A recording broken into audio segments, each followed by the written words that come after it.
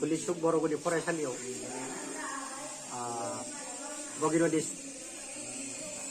बगिनदि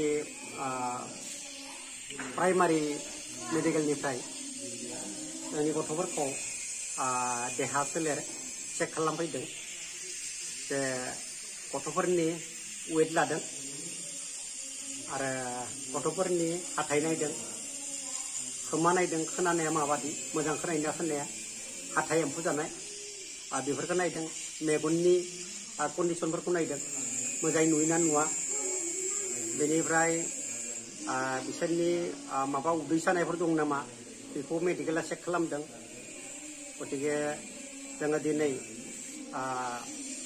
सरकारनि SOP rule मानिनानै जों बयखौबो मास्क गानना फैनो होनायाव बयबो मास्क गानना फैदों आरो सरकारनि रुल मथे गासैबो फैनानै गेसेङै जिरायनानै बे मेडिकेल केम्पआव बाहागो लाफैयो जोंनि गथ'फ्रा।